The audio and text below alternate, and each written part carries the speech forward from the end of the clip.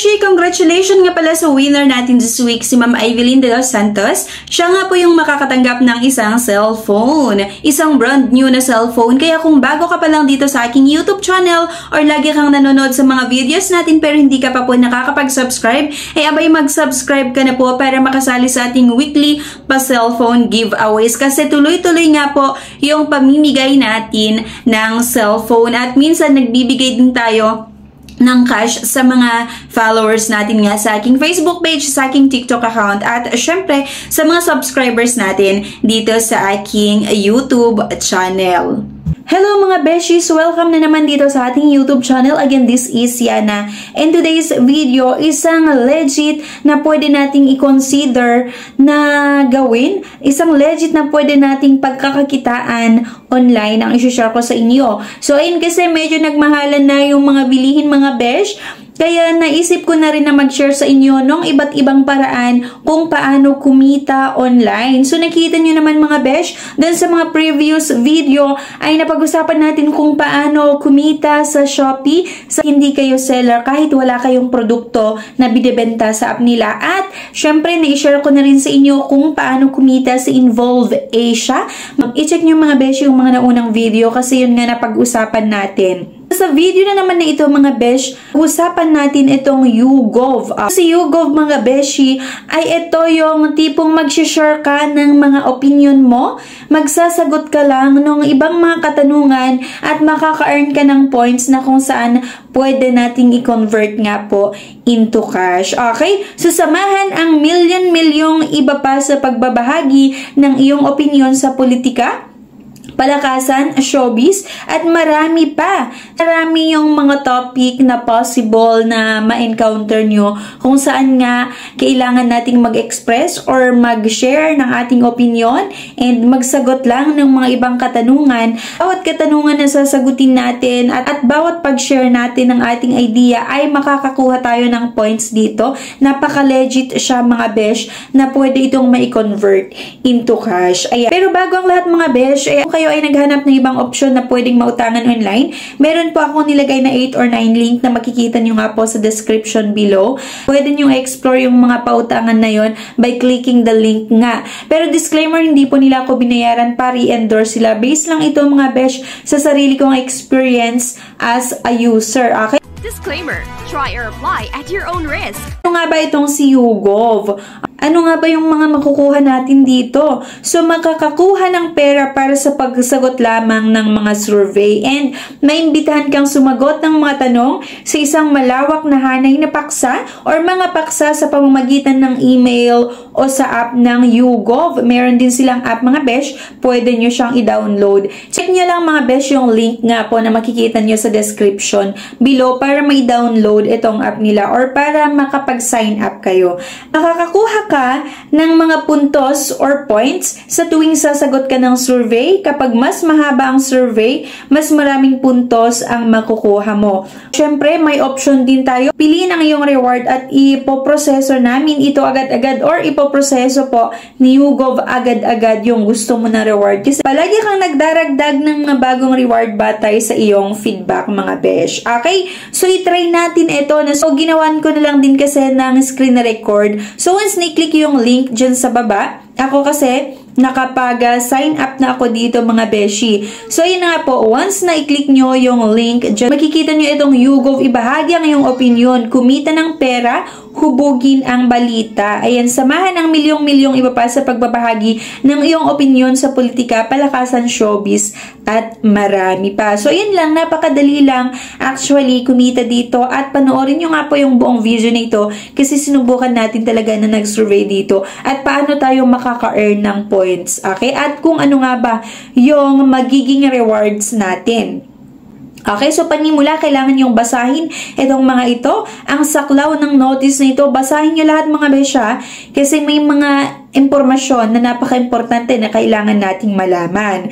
So, paano ka nahuhubog or paano ko mahuhubog ang balita? Ano ang makukuha ko or ano ang makukuha nyo? Ayan, so walang maliit na print. Nakuha mo ang mga puntos niyon sa pamamagitan ng pagsagot nga po sa mga survey ng YouGov. Pili ng iyong reward at iproseso namin ito. Okay, so mabilis din yung pag-process nila ng reward once na okay na. Gusto na nating kunin. I-exchange nga po yung points natin dun sa mga rewards. Yan yung mga sample na pwede nating sagutin mga besh.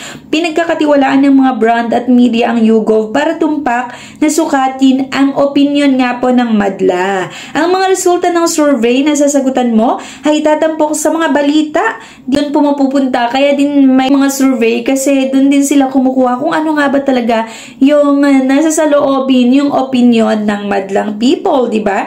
Maimbitahan kang sumagot ng mga tanong ng isang malawak na hanay ng mga paksa sa pamamagitan ng email o sa app nga ng YouGov. So, ito yung nabanggit ko kanina. At syempre, makakakuha ka ng mga puntos.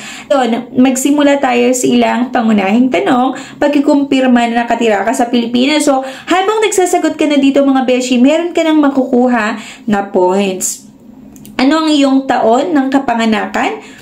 Sample lang ito mga besya, limbawa 1993, and ikaw ba ay babae or lalaki? Habang nagsasagot ka dito mga beshi, ay nakakakuha ka na or meron na tayong points. So ano ang email address mo? Meron silang na-send na code nga sa aking email address para syempre i-check kung or i-confirm kung talagang updated ba or gumagana ba yung email address na yan. So go tayo sa email.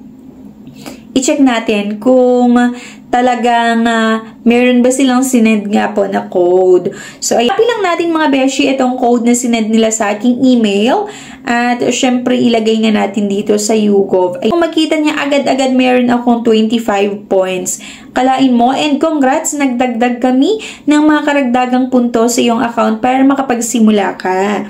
So, agad-agad, meron tayong 50 points. So, yung 25 points, naging 50 points, naging times 2. So, nagbibigay din sila ng extra na points, diba?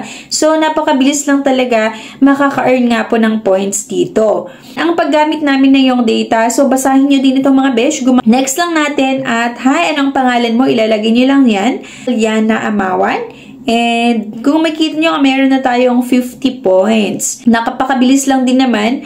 Lalo pag lagi tayo nagsasagot ng mga survey, mabilis lang natin makuha yung points. Okay, so ilagay lang natin Philippines. Kasi syempre dito naman talaga tayo sa Pilipinas. Okay? So, saang bansa relihiyon ka? Maligayang pagdating sa una mong survey sa YouGov, naniniwala kaming mas maraming tao ang kayang sumali sa mga pasyang ginagawa ng mga institusyong naglilingkod sa kanila, magiging mas mabuti ang pasyang yon. Pwede mo bang sabihin sa amin kung bakit ka sumali sa YouGov? Okay, habang sinasagot mo itong mga katanungan, mga beshi, meron na po tayong nakukuha nga na points. Mong piliin lahat ng mga gusto mo. Nakita kong nabanggit sa media, ayan, interesado ako sa issue or gusto kong kumita ng puntos at manalo ng premyo. So, yun yung number 1 naman talaga na reason kung bakit din ako sumali dito para makakuha ng puntos at makakuha nga ng rewards. Ang relihiyon ka kasalukuyang naninirahan. Piliin mo lang dyan and i-check lang natin mga besh. Magkano ang income ng inyong pamilya? So, for example, ilagay natin 30,000 to 39 or 40,000 to 49,999 or 50,000 pesos. Okay, next lang natin, ano ang pinakamataas na antas ng edukasyon na natapos mo? Mamimili ka lang dito mga besh. Ano ang iyong sibil na katayuan? Kasal, kasama sa bayang kapareha. Ayan. Isa ka bang magulang o tagapag-alaga ng bata? Sasagutin mo lang dyan. Ilang katao kabilang na iyong sarili ang iyong kasama sa bahay? So, 3 kasi 3 lang naman kami. Meron ka bang anumang mga komento sa karanasan mo sa pagsagot sa survey na ito or sa survey na ito? Wala. Mayroon kaming isa pang survey na handa para kunin mo na katumbas ng di kukulangin sa 50 YouGov na puntos. Gusto mo bang kunin ng survey? Yes, syempre, sayang din. And i-next lang natin mga beshi, ano ang iyong mga taon ng kapanganakan. So ilagay ulit natin, di ba? Sample 1993 na naman. Salamat sa iyo para sumang-ayon ng lumahok sa survey. Gaano ka kadalas mag-ehersisyo sa isang araw? Ako lang dito, hindi naman talaga ako nag-ehersisyo, pero sige, 2 beses. Okay, so tapos na mga beshi, ganun lang. Sumagot dito. At kung makikita nyo, hello Yana or hi Yana Amawan, balanse ng mga puntos. Ito yung nakuha kong points, 200 or meron ako agad-agad 200 points na nakuha, di ba? Sinagutan ko lang yung survey. At eto nga po mga beshi, yung mga rewards na makukuha nyo.